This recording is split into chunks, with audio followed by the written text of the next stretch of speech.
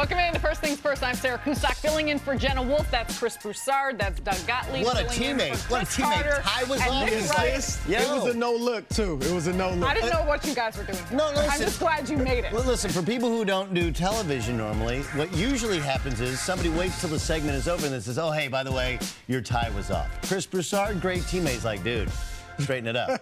This whole thing, I can't really. I can't do anything. I can't fix that. We're stuck. We're stuck. Well, we're glad that you're here with us. Some serious news to start with at Ohio State. Urban Meyer has been placed on paid administrative leave as the university announced it was looking into Courtney Smith's assertion that many close to Meyer, including Meyer's wife, had knowledge of the 2015 allegation of domestic violence against her ex-husband, former assistant Zach Smith, who was fired in July.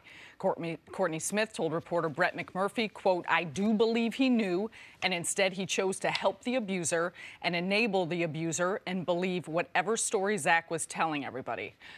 Cris, what's your reaction to this news? I mean, this is always tough because obviously you want to hear all the facts. And Ohio State's doing an investigation. Obviously, we just hope that they do a thorough, fair investigation and don't give any preferential treatment, to Urban Meyer. But look at the facts and come to, a conclusion from there. But if the allegations are true, that he knew of not just 2 incidents in 2009 but in 2015, those are bad enough, but it was reportedly a consistent pattern of domestic violence within that relationship. His wife from the text seemed to know about that. So if Urban Meyer knew about that, if it's true that his life coach, Hiram DeFries, I don't know how you say it, his mentor, Earl Bruce, that they went to her in 2009 after Zach Smith abused her when she was pregnant and tried to convince her not to press charges. If all of that's true, then I'm sorry, there's only one conclusion. He has to be fired. It's as simple as that. Jim Tressel, I know he, covered up the tattoo scandal and all of that, but he was fired. That is so much less significant and serious than domestic violence that there's no choice but to fire Urban Meyer if this is the case. Yeah, the cover-up becomes worse than the crime. I mean, let's just start. I mean, obviously, I'm a husband, but also a human being.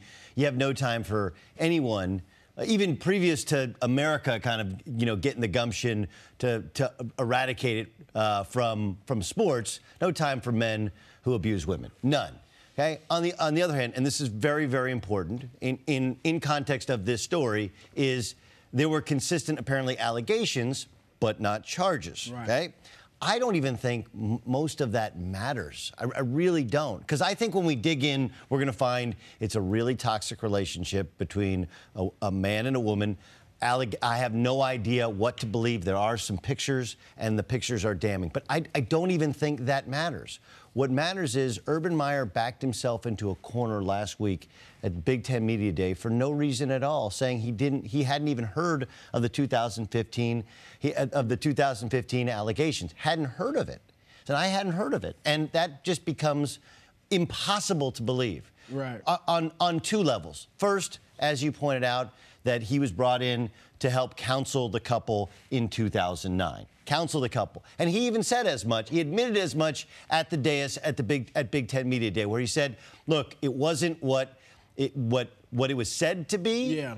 But it was a young couple. We chose to counsel. And that's good. That's people can make mistakes. That's leadership. That's what you're supposed to do, okay? So to tell me that you have a guy who's an intern on your staff in 2009. He's the grandson of your mentor. You decide when you come out of the broadcast booth to hire him as an assistant coach at Ohio State that you're not going to keep an eye on that you're not going to be alerted to it at all in 2015. Because what gets you fired is not that one of your assistant coaches is alleged to have abused his now ex-wife. That's not what gets you fired. What gets you fired is you don't report it. Or you don't tell your bosses. That's a violation of the Title IX. Right. And more than anything, look, if people are pointing out that on Ohio State's wall when players walk in every day, it talks about respecting women. And that's incredibly important.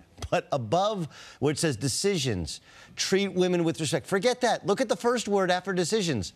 honesty. Yep. If you lie to your bosses, and by lying is, we all know in relationships, not telling something you know is also lying. That's covering up the truth. Yep. You are going to get yourself fired. And so I think we've begun the process of, holy cow, Urban Meyer is going to fall on the sword. And look, I want to give him a pass for trying to save Carlos Dunlap, who had the DUI before the SEC championship, for trying to save Aaron Hernandez, a troubled kid from Bristol, Connecticut. Because I'm the son of a coach and a brother of a coach, I understand that head coaches think they can save people. Yeah. Okay? But at some point, you start to realize that you surround yourself with enough dogs that you're going to get fleas. And I think that's what this is a case of. If this is true, this wasn't just about trying to save somebody. This was whether you're looking out for him because Earl Bruce, who was your mentor, he's his grandson, or whether because he's a superb wide receivers coach or whatever. No one is that good at wide receivers. No, I'm saying I know. This wasn't just I'm trying to help you out. And here's the deal. You said it at the beginning. We don't want, to tolerate men that put their hands on women. Right. But let's face it, all right? In sports culture, male sports culture, and somewhat male culture, period, that has not always been the case. There are icons that we still revere in sports who we know repeatedly put their hands on women. So this is society is changing. And the only way we're fully going to get where we need to be as far as domestic violence is if society stigmatizes it so badly that it is the utmost shame to put your hands on a woman. If you're known as a man that put your hands on a woman, you are shamed to the nth degree. Society can put that type of stigma on it, and when they do, sure, it will still happen occasionally as men get impulsive in the heat of the moment and all that. But I bet you it would cut it down to a great degree. And the only way to start stigmatizing, it's already begun, but to really go the full length that we need to go, somebody needs to be made an example of. And it needs to be shown that, look, we're not going to put sports, coaching excellence, playing excellence. This goes for players too. And we're not going to put any of that above the treatment of women. And so Urban Meyer, if this is true, and he knew about this, he needs to be made an example of so it can be cut down in the future. Well, look, I want to be fair because there has been, even in sports, false accusations. Okay, there have been false accusations. I don't even, and I agree with you in that there should be no taboo in reporting domestic violence, right? And that we need to, let's just get your hands off women. I don't even have time for a man who puts his hand on a woman. I understand that. But I don't even want to get in the weeds as to what actually happened. The issue is there are multiple reports that she called the cops. She clearly was communicating with his wife. He has said he shares everything with his wife. Yeah. His wife, in fact, is employed by the university's nursing program. So she's definitely violating. So now, and so we can say that she may fall on the sword. She may, to steal from Chris Carter, who normally occupies that seat, she may be the fall guy, right? but that's not that part is not acceptable. When you're in charge, you have to report these things. What did he know? When did he know it? And what did he do about it? And if you mean to tell me that one of your assistant coaches had the cops called in Columbus, Ohio, when you're the head coach at Ohio State, and you didn't know anything about it, forget the text messages. I don't buy it. I just don't. We used to have a saying at Oklahoma State, you break wind on campus, they smell it in the office. They know everything about what goes on. And so that's why they make so much money, is because, this does fall under their purview. Yeah. And so my bigger issue is, did you know something about it? And if you did you not tell the proper authorities? Did you not put it up the chain of command? And they said, hey, look, we investigated and it's fine. You can lie to the media. You can tell us whatever. But if you lie to your boss, you're going to get fired. What does this mean for Ohio State? Is there any circumstances that you see Urban Meyer still being the head coach of the Ohio State football team? Yes. I mean, that would be if all of this had been reported by his wife. The problem is, if these things had been reported, if he had handled it with the gone through the proper steps, why'd they fire Zach Smith? If he had. But from what we know now, he didn't. Right? So, look, But there are some privacy acts to which we don't know what was shared. Yeah. To be candid, we don't know everything as of yet. And that's why we want to see the investigation. But that's the only way. If they knew, if his wife knew, the assumption is he knew and he didn't report, I don't know how he stays. You also have to look at this. I mean, and I know this was long ago, but Woody Hayes, got fired under the scandal of hitting a player. Jim Tressel, another scandal there. Both wildly successful coaches. And now you have Urban Meyer. So Ohio State's program, at many times it looks like they put winning ahead of ethics. And so that's something I think they need to take into consideration. You bring up Jim Tressel, who is wildly successful, incredibly popular, and was seen to have great ethics. Yes, presented himself very much like presented himself with the vest, and the flag behind him and the lapel pin, all that. But the reason he got fired was not because his players sold gold pants in order to get tattoos, or because Terrell Pryor was driving around a car who no one knew who paid for it. The reason he got fired was because he lied to the NCAA, and the assumption is he lied to Gene Smith, his boss. Yeah.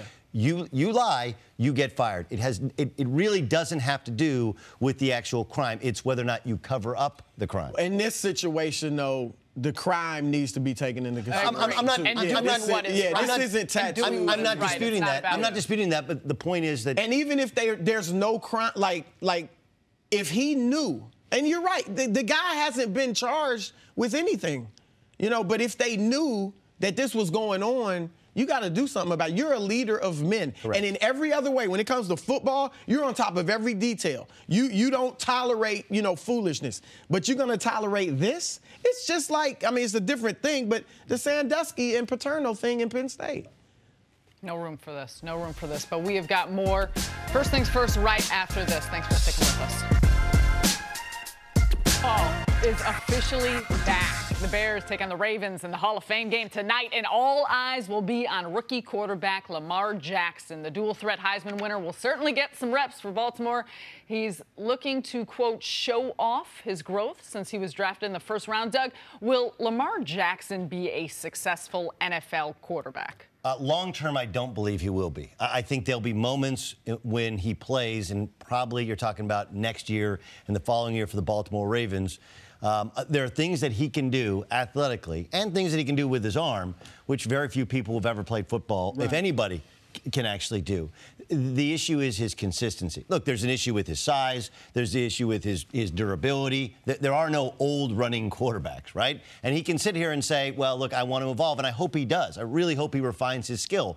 But he played for an incredible offensive coach in Bobby Petrino, and he wasn't an accurate passer. There's just some spots of inaccuracy which are hard to get away from. I don't think long-term he's going to be a difference maker in the National Football League. I do think that, and we've seen this from whether it was RG3 or Vince Young, that at times some of these quarterbacks come in and they set the world on fire. But the way to stick in this league for a long term is throw from the pocket. That's where we can protect you. That's what makes Russell Wilson, that's what's allowed Russell Wilson to evolve, is throwing the football from the pocket or planting your feet when you're on the move and throwing the football. He's just too inaccurate at times.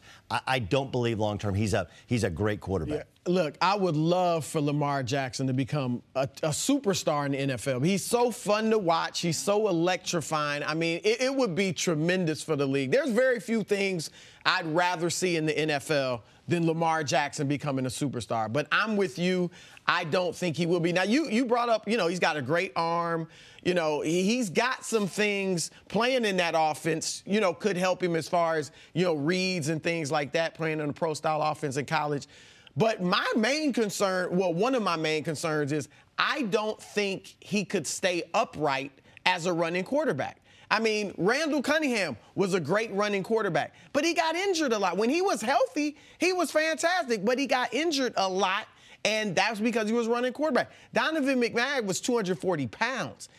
Cam Newton has trouble staying fully healthy, and he is twice as big as Lamar Jackson. Look at how RG3 got hurt, after that spectacular year running the ball. Look at how Carson Wentz got hurt running the ball. Russell Wilson is so intelligent about the way he runs and getting out of bounds, sliding, that he's able to do it.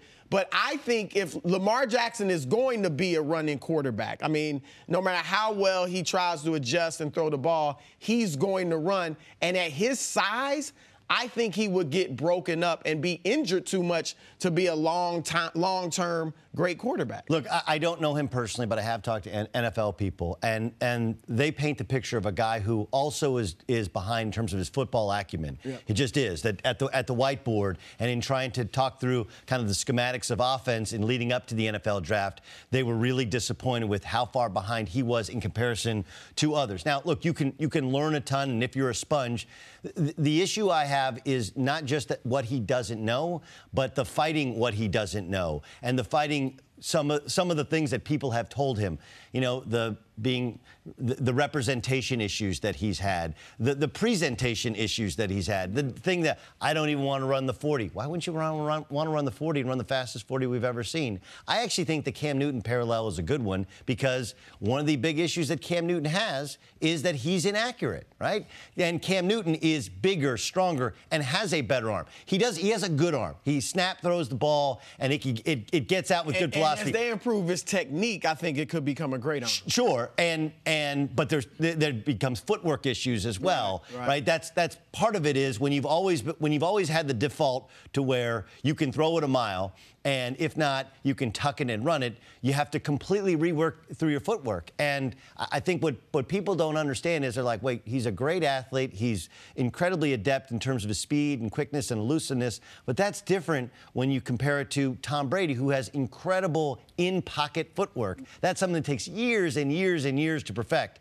So I think he's fighting the fact that his default is to run. I think he's fought some of what people have told him about his inaccuracy, and I think he's really behind in terms of his football IQ. I think they're going to use him smartly this year. You might not see it tonight. I think they'll use him as a slash. I think they'll use him in certain packages, and I think he'll be incredibly explosive and fun to watch. The problem with that is evolving into a true traditional starting quarterback, and very few have been able to do it. The ones that have had years or 2 years where they take the league by storm, but they're not consistent. Right. The ability to be consistent is be accurate, understanding reading defenses and knowing your offense, and can you throw from the pocket? He's got those things to work on. Look, I'm fine with him, even the 40-yard dash. Okay, I would have loved to have seen him run the 40, but I'm fine with him digging in and saying, I am a quarterback for now, okay? But in a year, 2 years, 3 years, whatever, it may take moving to receiver or something else for him to stay in the league. And he has to be open to that. Because I don't think he can make it as a long-term quarterback. I'm glad you were, because we talked about that so much leading up to the draft or leading up to the combine. Do you think he will ever consider switching positions, or do you think that's even a smart thing to have him considering or have a team considering about him? Well, look, they're already playing him at wide receiver. They're just saying we have two quarterbacks on the field at once, right? Well, we have two quarterbacks. Wait, Joe Flacco's under center. He's out wide. No, we have two quarterbacks on the field. So, look, I think the path to success for him that Baltimore is paving is just like Cordell Stewart, right? Play him as a slash early in his career and hope he evolves into being a starting quarterback. And if it doesn't work, yeah, then you do whatever it takes to. That's what I would have. That's what I would have liked to him to say. I understand. Hey, I'm a quarterback. I want to be judged as a quarterback. But I also would have liked the caveat of, but I'm willing to do whatever it takes to get on a football field because I love football and I just want to be But even then they may have said, all right, you're a receiver. But looking at the speed, looking at the athleticism, that may have been what they had said. Here's the whole thing, okay? The Chargers scout who mentioned to him about running the receiver routes kind of said it tongue-in-cheek in conversation when they were on the field at the Combine in Indy. And he's got a burr in his saddle about it. He's super defensive about it, and he made it into a big thing. The Chargers weren't evaluating him as a quarterback. No. None of these teams, I mean, as a wide receiver, they were evaluating him as a quarterback. But you want to see what else he can do. You want to see how much he understands the actual routes. That helps you as a quarterback if you have complete command and control of the routes and the timing of being a wide receiver. And the fact that he's so defensive about it actually, to me, makes him a guy I think less of than instead of thinking more of. But here's the thing. He's played quarterback his entire life. Yes. He's been successful. For all we know, I don't think it was racial. He may think it's racial. No, I think he does. Yeah, he may think you're not giving him a shot. Look, it wasn't racial. I mean, Tim Tebow, nobody thought he could play quarterback. Eric Couch, Scott Frost. We've seen it before with white players who didn't have those types of skills in college. So I don't think it was racial, but he may think that, and that may be one reason he's so defensive. There's no question about it. I'll just say, if there's a white quarterback who can run a 4.2 who's inaccurate, they're going to talk to him about playing wide receiver. That's the game. It doesn't. But I do understand. I completely understand that you come into the NFL and there is the thought in mind where they're going to try and make a black quarterback has to be a running quarterback. No, he just happens to be an African American quarterback who's a crazy athlete, and he's got a great arm. It's can you hone those skills? I'm betting that he can't consistently hone it, but I'm willing to be proven wrong. I hope we are both proven wrong, because I'd love to see him be Speaking of electric. a crazy athlete that might be a little defensive coming up, you're not going to believe what Kevin Durant tweeted now. Again! That's next. KD! All eyes will be on Tiger Woods when he tees off at 10:20 a.m. at the WGC Bridgestone Invitational. Woods is tied for the second-best odds to win in Akron this weekend. Well, this is his spot. He says he's looking to play in 5 of the next 6 tournaments. Doug, is this doable for Tiger? Yeah, I mean, I think he's challenging himself. One, he doesn't like. I don't think he's a grinder on the practice tees and the practice greens nearly as much. He wants more. He wants more tournament action. I mean, look. This is a place in Akron where he consistently wins. So you'll get a good sense. He's got a little taste of it, right? When he took the lead at the Open Championship, he got a little taste of it. He knows he's getting close, and that's why I think he's got that grinder mentality.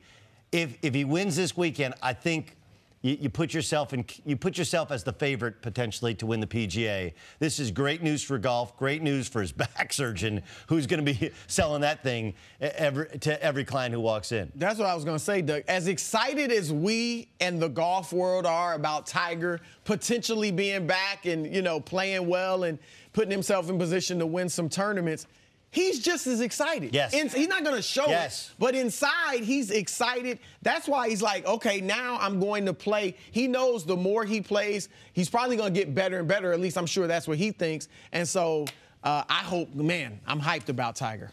Week 1's Jags-Giants game features a great matchup of 2 of the best in the game when Odell Beckham Jr. faces off against Jalen Ramsey. Ramsey guaranteed that, quote, we're going to give the people a show. Cris, how excited are you for these 2 to face off? Well, look, you got 2 of the best at their position. It's not going to be OBJ versus Josh Norman, thankfully, right? But I think as far as football, I think they're going to keep it clean for the most part. They're both tremendous.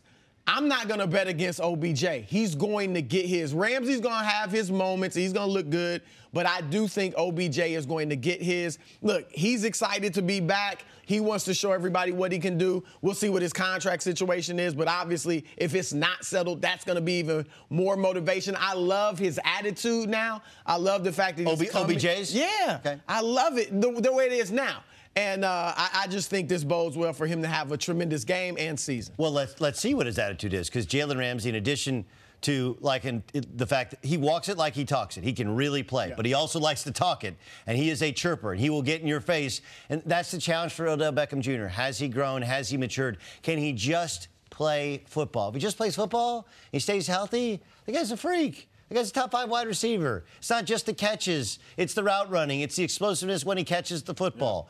Of course, I want to see the rebuilt offensive line and how it handles that dynamic Jags defense. We want to see if the Jags, who decided to not make a change at quarterback, can dominate the Giants defense. But everybody wants to see Jalen Ramsey and OBJ.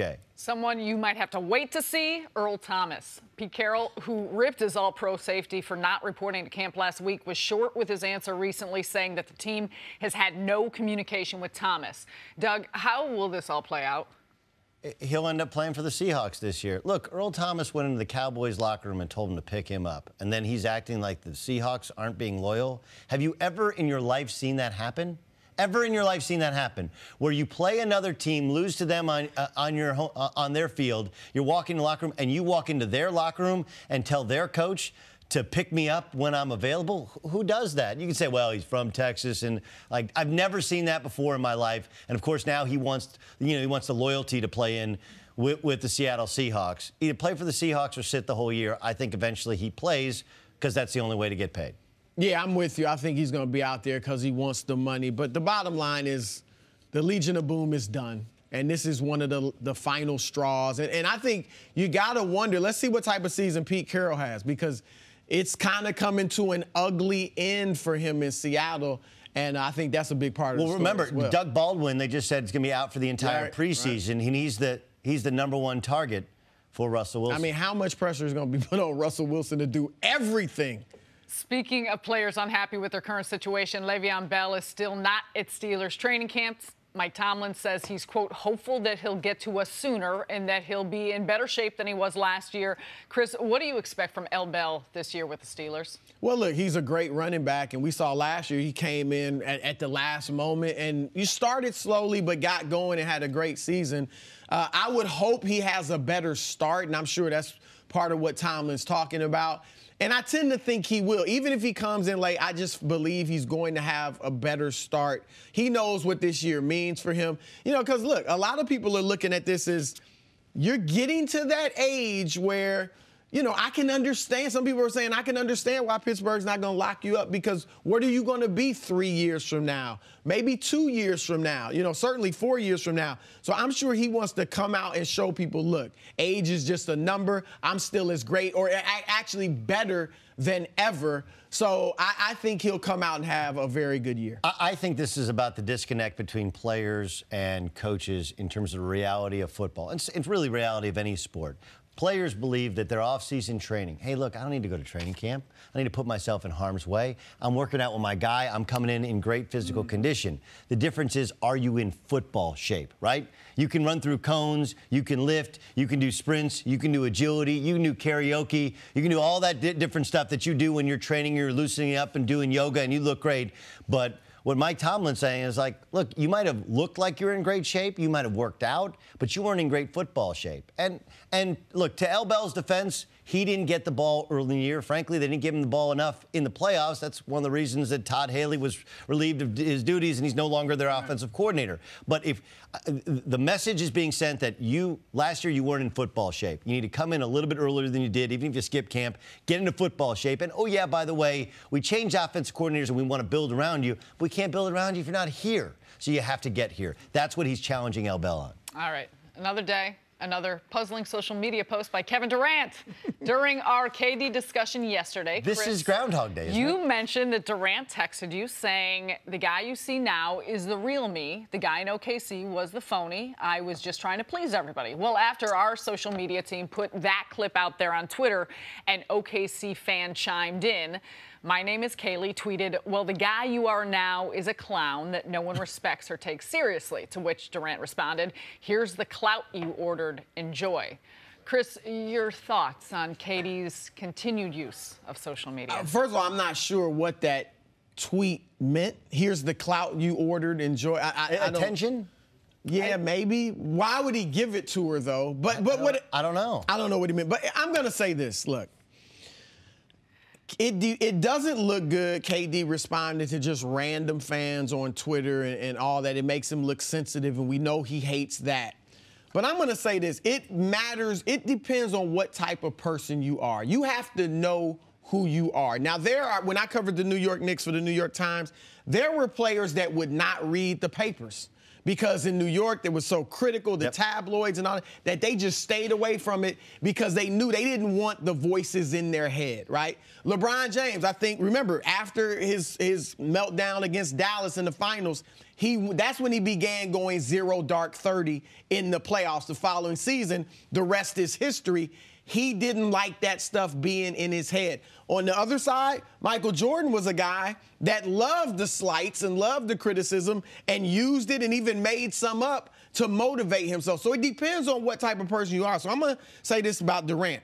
If he is the type of person that can engage with all of these critics on social media, no matter how big or small they are, and still go out and be the best player in the world, arguably, or the second best player in the world, and still lead his team to win championships, then I have to admit, I'm fine with it. We might think it's immature. We might think it's foolish. We might think it's not befitting of an MVP and so on and so forth.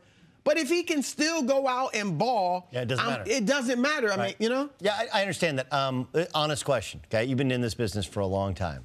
Is there any hesitance in what you said yesterday where it wasn't a text, it was a DM, right? It was a DM. I don't know what the difference is, but yeah. Well, a DM is kind of, it's supposed to kind of be private, right? Not any more than a text. Okay, but would you share a text if you're texting back and forth with KD? If there's something that I felt like I could share, and no one said off the record in our conversation, and I didn't think this was inflammatory. So if it's something inflammatory, I'm going to go to the person before and say, look, I want to use this. You cool with it? Did you go with him? No, because it wasn't inflammatory.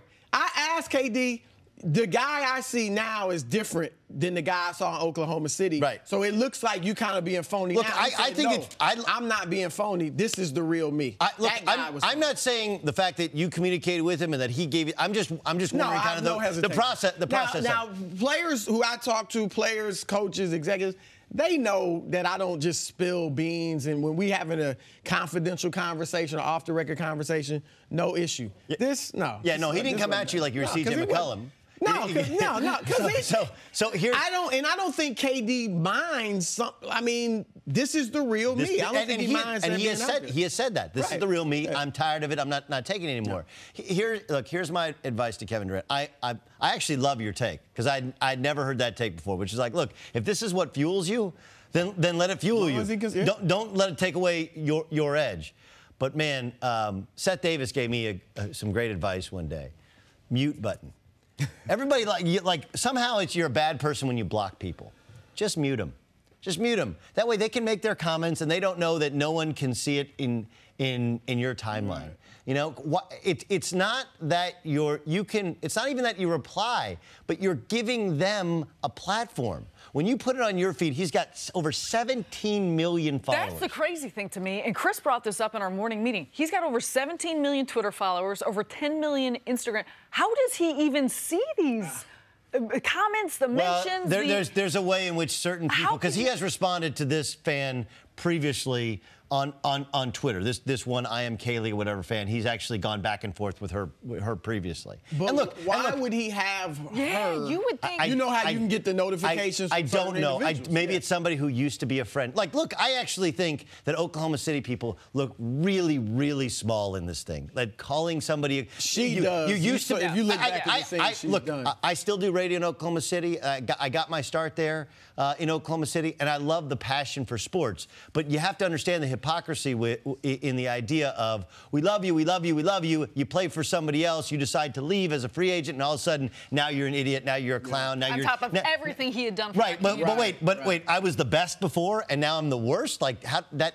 If you know, whereas normal human beings, we're still friends. You know, we work together at a different place. Yep. I left, we were still friends. We come and work in the same place, we're still friends. Like that's usually how it works. So I understand that. I think Kevin Durant is struggling with that. Was struggling with fandom, fandom of Oklahoma City, fandom of other NBA teams. But just press the mute button. The mute is this soft way in between that and block. And mute, just don't give them the platform. I don't understand why, if somebody wants to be a hater and call you a clown, you can reply to them. You can. You can direct message them. But when you retweet their tweet, you're giving them 17 million followers to then respond to. But that's almost what he said. Do we think, and that's an excellent point, has he ever come out and said that he dislikes the Twitter interaction? No, he said he likes it. He said this is how I am in my real life. So maybe he is for us thinking you would be bothered and should mute it. Maybe he's not bothered by it. Maybe he enjoys the back and forth. All right, this is going to sound super, super arrogant, but don't care, okay? Look, Kevin Durant, they're civilians. You're a superhero. You don't have to always interact with civilians. They don't know what they don't even know what they don't know. But you might think, hey, all I am is showing the world what they don't know. It's not doing you any justice. You're a two-time NBA Finals MVP. You're the MVP of the league. You got great new shoes, which, by the way, super comfortable. Wore them to play hoop the other day. Don't have them on today. What do you just mute them? But here's the thing again. If KD's not bothered by it, if it hasn't negatively impacted his game, it negatively impacts his image, though. Maybe he doesn't care. But look at a lot of people's image. I mean, look, there are players, domestic violence. There's players in trouble. I got it. I got it. But do you think this is a guy responding to people that? And do you think it's a good look? Do you think it's a good look? I don't. But when I really have to look at it and evaluate, I don't think it's a good look. But when I look at it, I'm like, what's really the big deal? And when we think about Twitter and social media, part of it is that you do get to interact with the fans. Yes. And they have access to you. So if you're the type of person as a public figure that wants to interact with them, I wouldn't do it. I don't like it, but hey, it's not a crime. Comedian Bill Burr. You know the comedian Bill Burr? Okay, Bill Burr had this bit about the malice at the palace. Right? And his thing was, you know, for years, people had always taunted NBA players. Come up here, come up here. You know what? They came up there, and Ron Artest took out a whole roll of people. It's a great bit. Go and check it out online. And that's essentially what's happening, right? You know, you think, like, I'm going to tweet at KD, tweet at him, and suddenly he claps back at you, and you're like, oh, you said come up here, and now he just claps back at you. You do look at a clown. I just think, I just don't, whether or not you say you don't care about your image, you do. Everybody wants to be liked, or if not liked, you want to be respected. And your peer group, other NBA players, are looking at their phones like, man, what is KD doing? Why are you engaging with these people who all they want to do is bring you stress and try and bring you down? Like, dude, it's the off season. Turn that thing off or just press mute. KD, go get your 29 points and your 7 or 8 rebounds. Keep putting your rings as long as you're doing that, Put some more rings get the rings and we cool. Coming up, which rookie quarterback is way behind his competition? The answer is next on First Things First. We're back here on First Things First, and Super Bowl champ Cris is here. Sarah, I'm trying to get it together right now. The conversation we were having off air. I'm just trying to get it together, collect my thoughts, and focus. I gotta focus. Wait. What did you do last night? Sarah called a WNBA game in Connecticut. I shut it down early last night. Did you? Well, I mean, the Yankees and the Mets had their game, so I just shut it down early. The game? No. I was watching my eyelids when that game was on. You did look fabulous, though. So he hears. We're moving on. There's no shade. Let's talk about Jets rookie quarterback Sam Darnold. The number 3 overall pick out of USC has been at camp since Monday following a contract dispute. Darnold, certainly the future of the Jets, but is he the present? He's battling both Josh McCown and Teddy Bridgewater for the starting job, and Darnold is fully aware that he, quote, has some catching up to do. Cris, despite being behind the competition, should Darnold start week 1 for the Jets? No, he shouldn't start week 1, and I'm going to tell you guys why. Even though his talent presents more upside in the way of winning than the other quarterbacks on the roster, the Jets opened the season with 3 games in 10 days. And Sam Darnold only played 3 years of quarterback in his life, 1 as a senior in high school and then 2 at USC. So I have a hard time believing that he's going to be up to speed and acclimated to the NFL game to the point where you're putting him in to give him the best chance to be successful. I don't think that's going to be week 1. Now, at some point in his rookie season, he's going to be the starting quarterback? Absolutely, because we haven't seen a rookie quarterback drafted in the first round not play in his rookie season since Aaron Rodgers, and that's 2005. So I think that the Jets organization, they have to be smart about the timing and when to insert Sam Darnold in the starting lineup, but I don't think that's going to happen early on in the season. Now, let me ask you this. If in camp and preseason, he's clearly the most impressive and the best quarterback, you still wouldn't start him in week 1 just because of what you said? Well, I think that you have to judge it. It's a case-by-case basis, not one size fits all. So if Todd Bowles and the coaching staff feel like he's ready, then you have to play him because you have a responsibility to the other guys in the locker room. They can see, too, what's going on the practice field. Can't fool players. And if Josh McCown and Teddy Bridgewater are nowhere close to Sam Darnold, then you got to play him. But I don't think that'll be the case just because Josh McCown has been around longer than Teddy Bridgewater and Sam Darnold. He's probably got more of a rapport, more chemistry with the receivers and the skill position players, which aren't great, but serviceable. So I'm looking at the requisite talent on that offense, offensive line, skill position players, and I'm thinking to myself, I don't know that Sam Darnold is evolved enough as a quarterback to be able to elevate the play of all of those guys the first week of the season. I don't think that will be the case, but we'll have to see. And there's some other elements to it, aren't there, in terms of locker room culture, right? Like, look, Teddy Bridgewater's a guy that's not a chump, and he may well earn the right to start a couple of games. But I think the biggest thing is this. In addition to the fact that he's inexperienced in terms of game hours, game action during the time at USC and the limited time playing at San Clemente High School, it's that once you start him, you can't then go sit him, right? Because you run the risk of ruining his confidence. Instead, have him sit, have him watch, have him learn from McCown, even have him learn from Bridgewater, knowing he's going to be the guy eventually. And I guess here's the other question becomes, in addition to the fact you can't sit him, once you play him, aren't you, at least on some levels, waving the white flag on the season? And Todd Bowles, a guy who needs to win now, more likely to win with the veteran quarterback, whereas when you play the rookie quarterback, you're playing for the future. And players, I'm more interested in the psychology of a player. You play the rookie, are you waving the white flag on the season? No, you're not waving the white flag on the season because Sam Darnold has more talent than Josh McCown and probably has more talent than Teddy Bridgewater. So you're in your mind, as the coach and more so as the general manager, you think that he gives you a better chance to win. Now it's just a matter of when is he ready to go out there and operate the offense. There's always going to be a learning curve when playing the quarterback position. I actually asked Eli Manning about this Monday when I was out at Giants training camp. How much is it valued in terms of being able to get experience as a rookie quarterback so you know the things that you have to work on and improve as you continue to go along? And Eli Manning, because he played his rookie season, the Giants started Kirk Warner. They were 5-4. They pulled him. They put Eli in.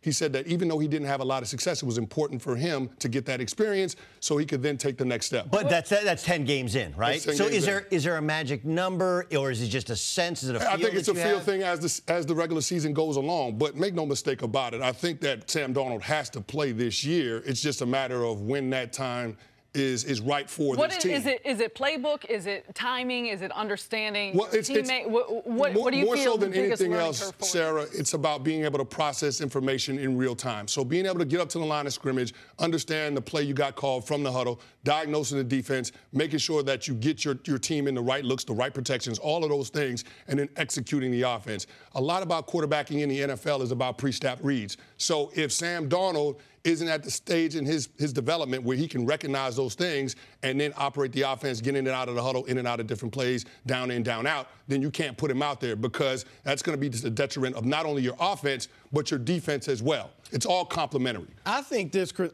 and I get what you're saying about, late in the season, we probably will see Darnold and if he's ready in week one, put him in there and go for it. But I don't think it'd be the worst thing in the world because of his lack of experience. He's 20 years old. He doesn't have the experience of Rosen and Baker Mayfield. Mm-hmm. I don't think it'd be the worst thing in the world if he didn't play this year and you have him ready for next year. Like next year's the target. If he's not quite ready, let's say, they won 5 games and surprised people. I know that sounds funny, but 5 games and surprised people last year. What if they're, knocking on the door 500 or playing 500 football? Bridgewater maybe is in there and looking pretty good. I don't think it'd be the worst thing if he's ready for next year. Carson Palmer, I think, didn't play as a rookie either in addition to Rodgers. So, I think this is a unique situation where he only had 2 years at USC. Like you said, 1 year in high school, where it wouldn't be the worst thing if he played next year. It's the Jets, though, now. I mean, this is New York City. Right? I get it. Listen, it's the Jets in New York City. They moved mountains to get him. They made a trade that was a terrible trade. I mean, the fact that the Giants were so dumb they took a running back instead of a franchise quarterback. Let's just call it. I agree. Look, do you think he should start week 1? No, but I don't even know. What you're saying is not wrong. Okay, what you're saying is right. But the reality of the world in which we live in is the Jets made a terrible trade, and somehow the Giants decided to take a running back, and the Browns took Baker Mayfield, who truthfully is probably a second-round talent, #1 overall. I mean, things like this never happen to the Jets, ever. It happens to the Giants or it happens to the Yankees, right? This is a godsend. And so in order to continue to invigorate your fan base on the future, you have to play him. It ain't an if, it's a when. It has to be somewhere between Christian Hackenberg and Mark Sanchez, right? Correct. Maybe not the week 1 starter, but you can't sit him his entire rookie year. I'm saying wrong about New York? Depends on the circumstances. You got to get him some experience. You have to have that happen. Do they have any chance? Because you can't have a question mark about your quarterback position if you're the New York Jets going into 2019. I agree with that. You got to see what you have in that commodity, what you invested all that draft capital in. You got to find out what he is before you get to next offseason. Because you got to put the talent. He's got to be the starter. The Jets got a lot of cap space in free agency next year, so they've got to be able to put the requisite talent around him to be able to help him. But they got to know what they got first. All right, Chris, stick around. Coming up, do the Eagles have a huge problem on their hands when it comes to Carson Wentz? That's next. First things first. Back here on First Things First with Chris Canty. The Eagles may be Super Bowl champs, but there's still a lot of questions surrounding the team, most notably about how their star quarterback Carson Wentz will recover from a torn LCL and ACL. First week of training camp, Wentz participated in 11-on-11 work, but that has stopped. However, head coach Doug Peterson said the team is just being careful. I'm very encouraged, obviously, where he's at, and what I saw last week is enough to ease my mind. I don't need to see him in 11-on-11 drills right now. He's progressing extremely well. I don't want to subject him to any kind of, a setback or anything like that. I want to keep him, progressive and moving forward. And those couple of days that we had with him were very exciting, very encouraging for me.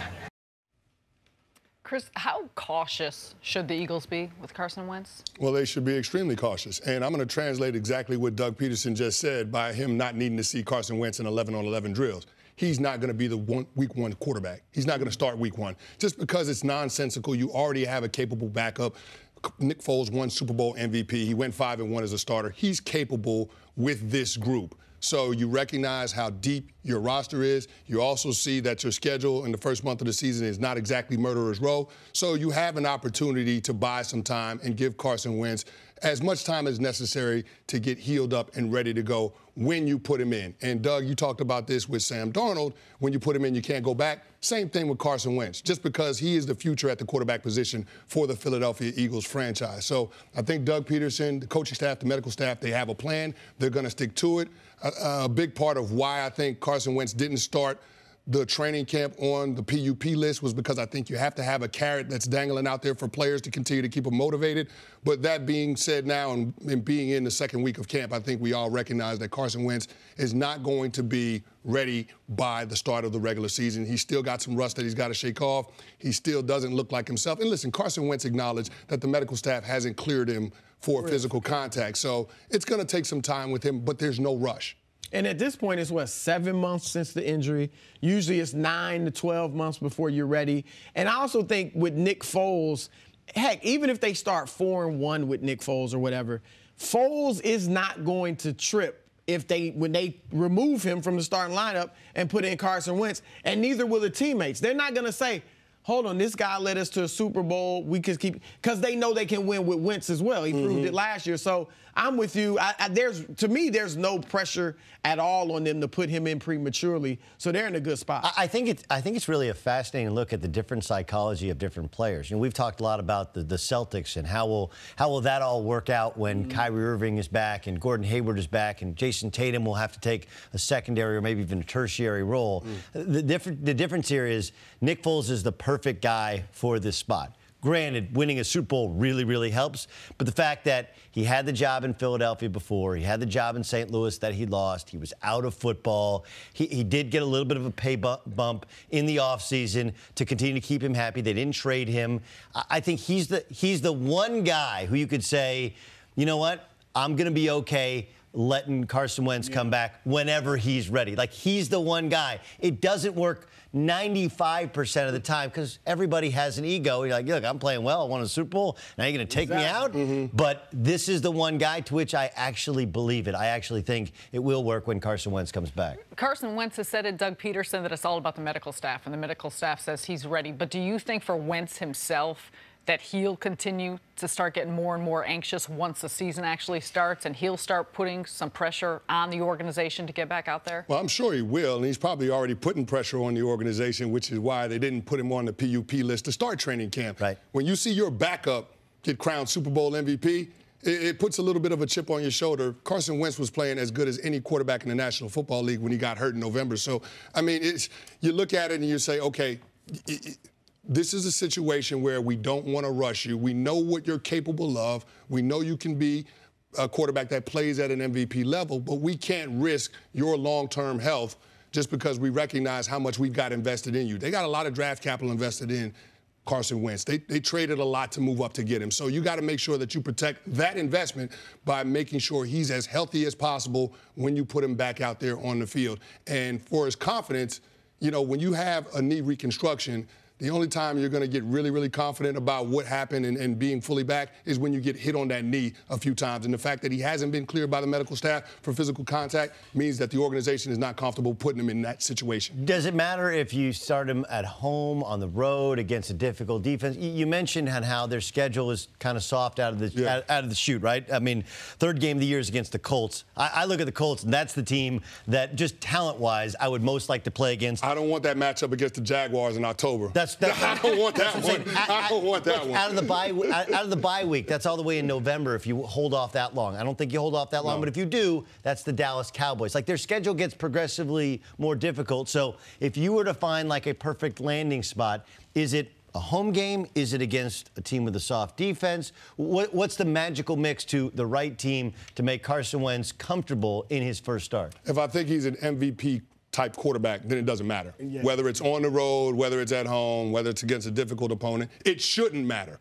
Again, the Jacksonville Jaguars, I think that's a little bit different of an animal just because their defensive front, they get after the quarterback. I don't want to put a quarterback just coming off of a knee reconstruction around that type of defense because to me, that's one of the best defenses, if not the best defense in the NFL. But at some point, Carson Wentz is going to be inserted in the starting lineup. There's been a lot of trash talk out of Philadelphia, and we have seen it. Now, usually it's the team that loses the Super Bowl that suffers from the Super Bowl hangover. Okay, but there a lot of trash talk at their victory parade. You got Lane Johnson talking trash about the Patriots, how it's no fun. Like, look, it's great. But they were very close to losing to the Atlanta Falcons at home, and there's a completely different narrative about Philadelphia if they lose that game, right? So, I mean, I understand that they've done a great job of turning over that roster and having more talent than people in that division, but a lot of things went their way. Ezekiel Elliott gets suspended. That helps. Odell Beckham Jr. and all the wide receivers for the New York Giants get hurt. That helps. And they got a little fortunate early in the playoffs. That helps. So that ultimately you win a Super Bowl. I'm fascinated to see how this, now they're the hunted instead of the hunter. I'll be fascinated to see if they got a little too fat and sassy, talk too much trash, whereas everybody's coming loaded for bear. You do worry about that a little bit being the case of Super Bowl hangover, but when you look at your starting quarterback, he really didn't win the Super Bowl, right? When you look at Michael Bennett, who they bought over from the Seattle Seahawks, he didn't win the Super Bowl in Philadelphia. Haloti Ngata, he didn't win the Super Bowl in Detroit. So, I mean, you look at a lot of guys coming onto that team, they have something to prove with the Philadelphia Eagles. Mike Wallace, another receiver. I think he's an upgrade over Torrey Smith. He didn't win the Super Bowl, when he was at his last stop. So, I mean, you look at these players that they're bringing in, there's an influx of talent. I think they've done a great job of turning over the roster. And you mentioned the injuries from the other teams in the NFC East. I think Philadelphia has benefited from having one of the deeper rosters in the NFL. That's attributed to Howie Roseman. Well, their injuries, too. They got a lot of other players besides Wentz coming back. They have a lot of reasons to think, you know what, we're better than the team that won the Super Bowl. Jason Peters will be back. Yeah, so they got a lot of motivation for that. You'll be back, too. Thank you for listening to the First Things First podcast. Remember, leave us a review and tell us what you think. Subscribe to the podcast on Apple Podcasts and catch us on FS1 Monday through Friday, 6:30 a.m. Eastern. For Cris Carter and Nick Wright, I'm Jenna Wolfe. So long, everybody.